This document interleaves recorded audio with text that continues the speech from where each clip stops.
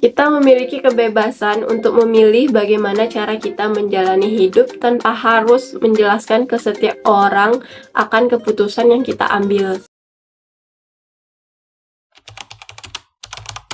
Hidup dengan frekuensi seperti ini yang diistilahkan dengan quiet life, yaitu hidup yang tenang. Kita hidup sebagai pemeran utama dan menjalaninya dengan tenang, santuy, tanpa perlu memikirkan apa yang nggak bisa kita kendalikan. Keistimewaan yang kita rasakan kalau kita menjalani quiet life ini, yaitu kita bisa terlepas dari standar masyarakat. Dengan menjadikan kehidupan kita sebagai privasi, kita itu memilih untuk tidak membiarkan hidup kita sebagai topik pembicaraan.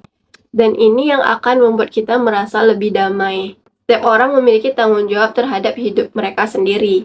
Kita memiliki kebebasan untuk memilih bagaimana cara kita menjalani hidup tanpa harus menjelaskan ke setiap orang akan keputusan yang kita ambil. Nah, kalau kita rahasiakan kehidupan kita, maka tanggung jawab kita itu hanya kepada orang yang seharusnya.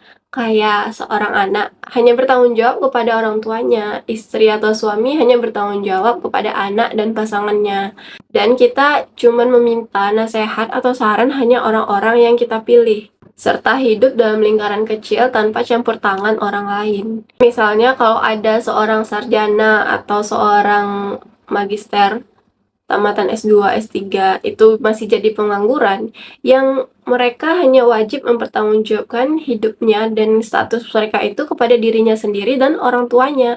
Kita, orang lain selain itu, nggak punya hak untuk memberi nasihat. Nah, misalnya kayak seorang istri nggak bisa masak.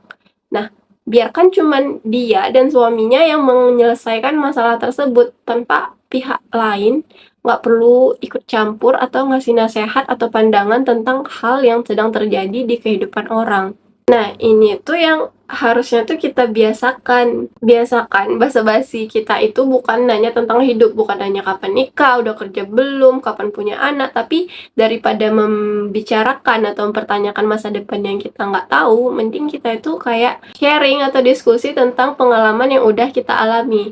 Daripada nanya ke pengantin baru kapan punya anak, kayak lebih nanya dan ngebahas pengalaman yang dirasakan mereka setelah menikah gitu. Pasti dari situ banyak pembicaraan-pembicaraan yang lebih menarik dan menyenangkan daripada nanya ke orang yang baru tamat tentang kapan kerja, udah lamar belum.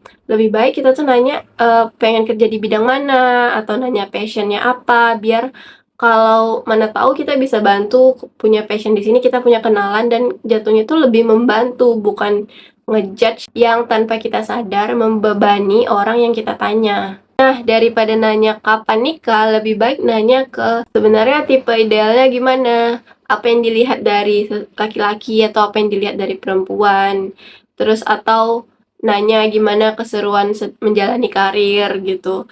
Biar lebih, kalau kita tanya tipe ideal dia, mungkin aja kita ingat seseorang dan bisa ngebantu mereka nemuin jodoh mereka daripada sekedar membebani dengan pertanyaan kapan nikah, kapan nikah. Sebenarnya tuh banyak topik menyenangkan yang bisa kita jadi bahan untuk memulai obrolan daripada hal-hal yang sebagai privasi orang. Dan idealnya gitu, privasi orang itu bukan suatu hal yang bisa kita dengan mudah tanyakan dan kita jamahi segampang itu.